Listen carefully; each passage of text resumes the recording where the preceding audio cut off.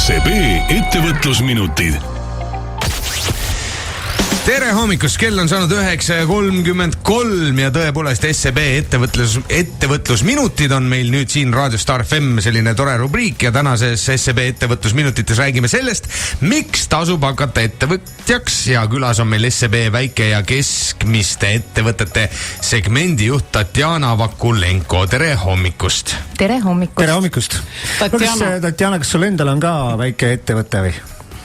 Hea küsimus, ei ole. Ei ole? Ei, aga sellest me kohe varsti räägime. Ta töötab pangas. No jaa, aga mõtlesin, äkki tal on mingi väike, ma ei tea. Ta töötab suures ettevõttes. Hommikul oli meil perenõukogu teema, et räägi oma unistuste puhkusest ja üks mees helistas meile ja ütles, et kõige mõnusam see, kui saab kodust minema ja saab konditsioneeritud ruumi ja tööle, kus keegi ei kraaksu nagu kodus, eks ole, perekond kraaksub. Kas sul on natuke sama tunne või tahaksid sa tegelikult juba saada sealt pangast välja oma suvepuhkusele? Meil on pangas tegelikult väga tore töötada. Kõigepealt pean seda mainima ja teiseks ma olen hästi palju kodukontoris ja selles mõttes on tore nagu panka just saada, et oma kolleege näha, et ma pigem igatsen just seda nagu kontori vaibi. Kuidas nende ettevõtetega on? Kas Eestis luuakse muidu palju ettevõtteid või? Eestis luuakse väga palju ettevõtteid, aastast circa 25 000. 25 000 ettevõtteid? Aastas. Need on need väikesed OÜ-tajad, ma arvan. Ei tea. Siin on igasuguseid ettevõtteid, aga peab ka seda mainima, et tegelikult aastas sureb kuskil 10 000 ehk 40%. Seega leiab nagu aset see väide, et viiest ideest 2 läheb lendu. Nii et see on see põhjus, miks tasub katsetada. Tatjana, kas sina oledki see inimene pangas, kes otsustab, kas pank annab ettevõtte alustamiseks raha või mitte või? Selliseid asju otsustab krediidikomitee. Okei, mille järgi otsustatakse siis, kui mina tahaksin täna tulla ja ettevõtet teha, kuidas te otsustate, kas te annate mulle ettevõtte alustamiseks raha või ei? Noh, selleks peab olema hea äriplaan, millesse pead sina ise uskuma ja ka meie. Aga mis see tähendab, et pank annab raha? Kas me räägime praegu sellest, et pank annab mulle laenu selleks, et ma saaks oma ettevõttega alustada või see on mingi see toetus, mida ma ei pea kunagi tagasi maksma? Ütleme niimoodi, et ettevõtted saab asutada täna ilma igasugu rahata. Et noh, nii palju sa pead ise sisse maksma, riigilõivu ja nii edasi. Ja see ei ole üldse keeruline teema. Et raha läheb sul juba natukene hiljem vaja, kui siis oma ideega nagu laiemalt ellu viia. Kuidas see ettevõtlusega on? Kas meil Eestis on ettevõtjad rohkem mehed või naisterahvad? See on hästi põnev teema ja hea, et sa küsisid ja alguses, nagu ma ütlesin, mul ka ei ole ettevõtet. Et olukord on tegelikult nukker. Nukker lausa? No mina ütleks kuna ma olen naisterahvas, et vaid veerand ettevõtetest on naiste poolt asutatud. Vaid veerand. Ja kui nüüd küsida naiste ja meeste käest, kas nad on mõelnud ettevõtte asutamisele, siis alles iga 4. naine ütleb, et on mõelnud sellele. Samas 40% meestest vastab sulle kohe, jah, loomulikult. Huvitav. Mis need mõtted on või mis on populaarsed need alad, millel me tahame ettevõtet teha?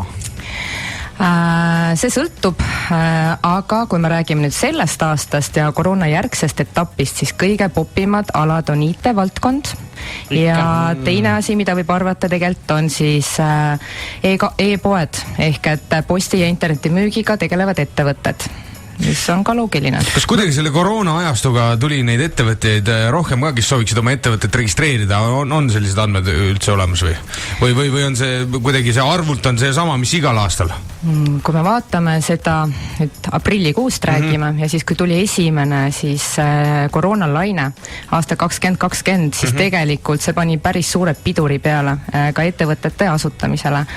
Ehk kuskil veerandi võrra vähem asutati ettevõtteid selles aprillikuus. Küll aga nüüd, kui me räägime sellest aprillist, siis jällegi oli päris suur buum. Nii et tundub, et see kindlustunne taastus ja ideid tuli siin järjest juurde ja siis inimesed nüüd kipuvad neid ruttu realiseerima. No me oleme kuulnud ka õpilasfirmadest. Kas see kuidagi Eestis on niimoodi ka, et ükskõik kui vanas oled, ma võin teha endale ettevõtte või? See õpilasfirmade teema on üldse väga põnev. Et ma olen ise olnud siin Junior Achievementi õpilasfirmade žüriis ja geniaalsed lapsed, et mõtlen ennast 10. klassis, et oleks vaid nii tark olnud, aga tegelikult on niimoodi, et ettevõtlusõppe on täna väga populaarne ja kui me räägime poistest ja tüdrukutest, siis gümnaasiumi ajal on tegelikult tüdrukud sama agarad kui poisid just firmade loomisel. Küll aga kui siis küsida lapsi, et hinnata oma ettevõtlikkust, siis tüdrukud tegelikult hindavad seda natukene madalamalt kui poisid. Samas aga, kui nad selle ettevõtlusõppe läbivad, siis on nad sama edukad loomulikult kui poisid ja siis ilmselt see aitab natuke siis nende nii-öelda eneseusku tõsta.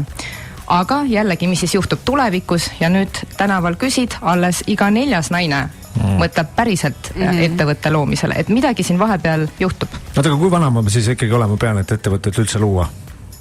Või on seal mingisugune ei, Eestis võid olla 18 eluaastat ja võid teha, ma ei tea, kus nooremad saavad ka teha, aga siis on vist teised tingimused veits, ma ei mäleta, kuidas täpselt. Kas see Eesti on kuidagi tänu sellele, et meil on seda ettevõtlust tegelikult suhteliselt lihtne alustada siin internetis, kas me kuidagi nagu erineme ka nagu, ma ei tea, oma naabritest, ma ei tea, Läti, Leedu inimestest? Eestis asutatakse rohkem ettevõtteid kui Lätis, Leedus, küll aga on meie ettevõtted pigem pisemad. Ja siin tekibki loomulikult mingi hetk nagu küsimus ka meie ambitsioonis. Et siin on arenguruumi tegelikult ja ütleme nii, et me oleme küsinud siin erinevaid uuringuid teinud ja küsitlenud ettevõtteid, siis kui palju nemad peavad vajalikust nagu digitaliseerimist ja internetimüüki, et siis ligi pooled ettevõtted on öelnud, et nende jaoks on see oluline. Samas aga kui me räägime ambitsioonist, siis see on vaieldamatult üks tähtsamaid komponente.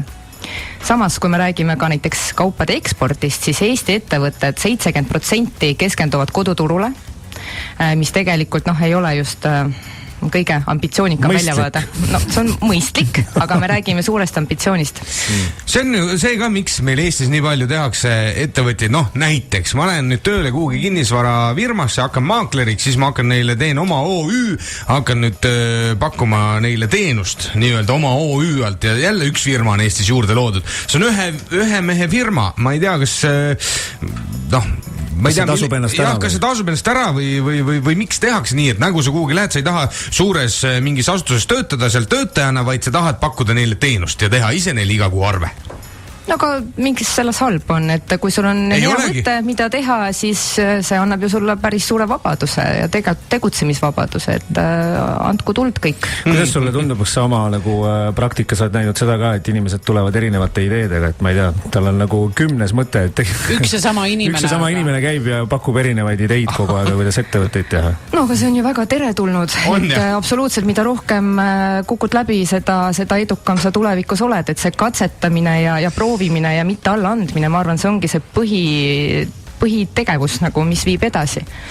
Kas me mõtleme ka kuidagi täna teisiti kui näiteks aastaid tagasi, et sa märkad, et rohkem on niisuguseid keskkonnasõbralikke või mingeid niisuguseid ettevõtteid?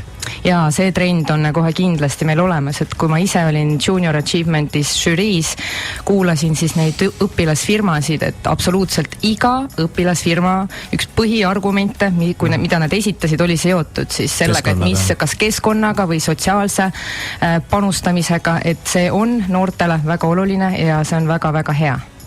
No põnev, kas sa siis kokkuvõtteks nagu julgustad või mis sa ütled, et tulge kõik ja vaatame ja mõtleme?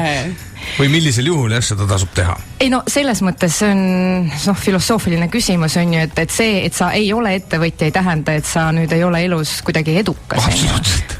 Ma ise ka ei ole ettevõtja ja ma pean seda ütlema, aga teisest küljest ma kindlasti julgustaks katsetama ja proovima, sest kui sul on hea idee, siis see on ju ainult väga positiivne, kui sa proovid seda ellu viia, võib-olla maailma natukene paremaks teha läbi selle. Nii et mõelge julgelt, proovige, katsetage ja kukkuge läbi ja siis tehke uuesti. Täpselt nii õpibki. Meil oli külas SEB väike ja keskmiste ettevõtete segmendi juht Tatjana Vakulenko. Suur aitäh, et sa meile külla tulid ja veidikene meile seda potikant avast. Aitäh teile! SEB ettevõtlusminutid. Alusta päeva hea tujuga. Ville Minev, Andres Puusepp ja Jürgen Pärnsalu. Radio Star FM hommikuprogramm.